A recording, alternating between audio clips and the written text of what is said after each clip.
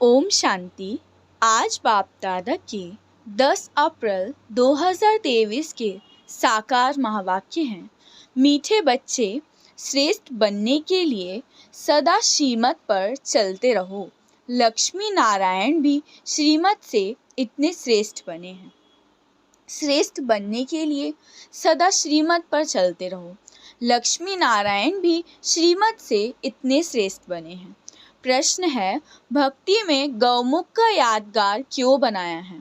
उत्तर है, क्योंकि संगम पर बाप ने ज्ञान का कलश माताओं के ऊपर रखा है। तो माताओं के मुख से ज्ञान अमृत निकलता है, जिससे सब पावन बन जाते हैं। इसीलिए भक्ति में गौमुख का यादगार बना दिया है। तुम गौ माताएं हो, तुम ही सबकी मनोकामनाएं पूर्ण करती हो, इसीलिए यादगार बने हुए हैं। गीत है, नयनहीन को राह बताओ प्रभु, पग पग ठोकर खाऊं मैं। अच्छा मीठे मीठे सिखिलदे बच्चों प्रति माता पिता बाप दादा का याद प्यार और गुड मॉर्निंग। रूहानी बाप की रूहानी बच्चों को नमस्ते। हम रूहानी बच्चों की रूहानी बाप दादा को याद प्यार गुड मॉर्निंग और नमस्ते नमस्ते नमस्ते। शुक्रिया बाबा, शुक्रिया। धारणा के लिए मुख्य सार है, फर्स्ट पॉइंट है, पवित्रता के बल से श्रीमत पर चल भारत को स्वर्ग बनाने की सेवा करनी है। सबको एक बाप का ऑर्डिनेंस सुनाना है कि पवित्र बनो तो पवित्र दुनिया के मालिक बनेंगे। सेकंड पॉइंट है, हर एक को 3 बाप का परिचय दे, दुखधाम से शांति धाम और सुखधाम में चलने की राह दिखानी है, भटकने से छुड़ाना है। 3 बाप कौन से बताए हैं? एक हमारे अलौकिक में जो शरीर के पिता हैं वो, दूसरे ब्रह्मा बाबा और तीसरे हमारे परम पिता शिव परमात्मा, जो कि ब्रह्मा बाबा के और हमारे अलौकिक पिताजी के भी पिता हैं। वरदान है, मर्यादा पुरुषोत्तम बन, सदा उड़ती कला में उड़ने वाले नंबर 1 विजय भव। मर्यादा पुरुषोत्तम बन, सदा उड़ती कला में उड़ने वाले नंबर 1 विजय भव। विस्तार है, नंबर 1 की निशानी है हर बात में विन करने वाले, किसी भी बात में हार ना हो, सदा विजयी। यदि चलते चलते कभी हार होती है तो उसका कारण है मर्यादाओं में नीचे ऊपर होना, लेकिन ये संगम है, मर्यादा पुरुषोत्तम बनने का योग। पुरुष नहीं, नारी नहीं, लेकिन पुरुषोत्तम।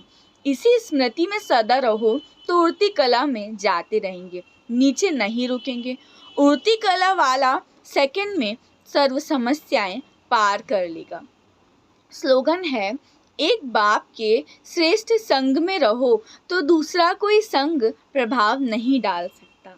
एक बाप के श्रेष्ठ संग में रहो तो दूसरा कोई संग प्रभाव नहीं डाल सकता।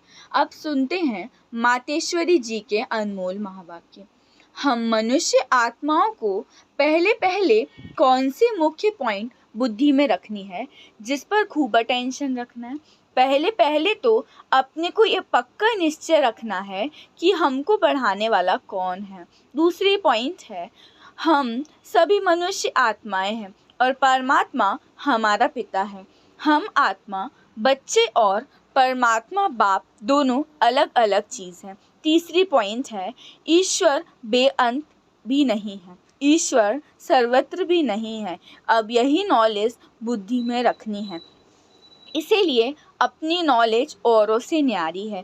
भले दुनियावी मनुष्य समझते हैं हमको परमात्मा का ज्ञान है, अब उनसे पूछो आप में कौन सा ज्ञान है, तो कहेंगे ईश्वर सर्वव्यापी है।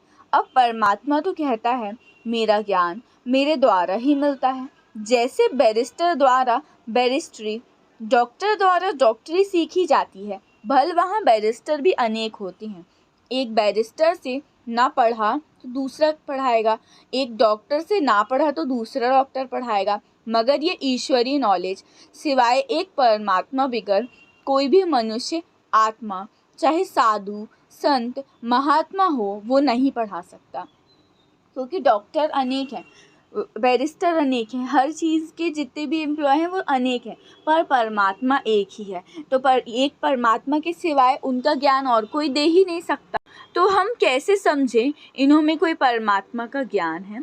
चौथी पॉइंट, परमात्मा युगे युगे नहीं आता, बल्कि परमात्मा कल्प कल्प एक ही बार इस संगम युग पर अर्थात कलयुग के अंत और सतयुग के आदि संगम समय पर आता है। अनेक धर्मों का विनाश कराए एक आदि सनातन सत धर्म की स्थापना कराता है।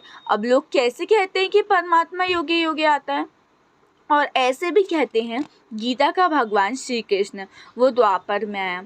अब इन सभी बातों को सिद्ध करना, गीता का भगवान श्री कृष्ण नहीं है, शिव परमात्मा है, वो भी द्वापर में नहीं संगम पर आते हैं। 5वें पॉइंट, गुरु बेगर घोर अंधियारा कैसे हुआ? वे गुरु कौन है? मनुष्य सृष्टि उल्टा झाड़ कैसे है? हमको अपने 5 विकारों पर जीत कैसे पहननी है? 6वीं पॉइंट है, हम वही पांडव योद्धे हैं जिसके साथ साक्षात परमात्मा है, उसी तरफ जीत है। और 7वीं पॉइंट, परमात्मा खुद सर्वशक्तिवान है। जिन्होंने परमात्मा का पूरा साथ लिया उन्हों को ही परमात्मा द्वारा लाइट माइट दोनों ताज मिलते हैं। अब ये सब बातें बुद्धि में रखना, इसको ही ज्ञान कहा जाता है। सेकंड, बदनसीबी और खुशनसीबी, ये 2 शब्दों का मदार किस पर चलता है? ये तो हम जानते हैं कि खुशनसीब बनाने वाला परमात्मा और बदनसीब बनाने वाला खुद ही मनुष्य है। जब मनुष्य सर्वदा सुखी है तो उन्हों की अच्छी किस्मत कहते हैं, और जब मनुष्य अपने को दुखी समझते हैं तो वो अपने को बदनसीब समझते हैं। हम ऐसे नहीं कहेंगे कि बदनसीबी व खुशनसीबी परमात्मा द्वारा मिलती, नहीं, ये समझना बड़ी मूर्खता है। परमात्मा तो हमें खुशनसीब बनाता है, परंतु तकदीर को बिगाड़ना व बनाना ये सब कर्मों के ऊपर मदार है, ये सब मनुष्यों के संस्कारों के ऊपर है।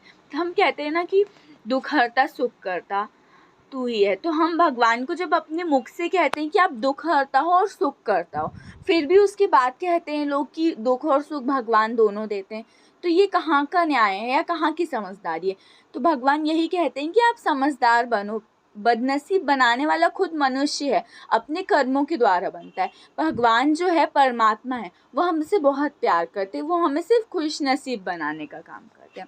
जैसे पाप और पुण्य का संस्कार भरता है वैसे तकदीर बनती है, परंतु मनुष्य इस राज को ना जानने के कारण परमात्मा के ऊपर दोष रखते हैं।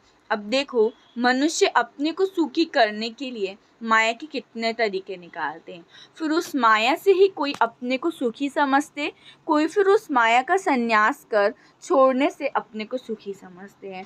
मतलब कई प्रकार के प्रयत्न करते हैं, परंतु इतने तरीके करते भी रिजल्ट दुख के तरफ जा रही है। जब सृष्टि पर भारी दुख होता है उसी समय स्वयं परमात्मा आए गुप्त रूप में अपने ईश्वरीय योग पावर से दैवी सृष्टि की स्थापना कराए मनुष्य आत्माओं को खुशकिस्मत बनाते हैं।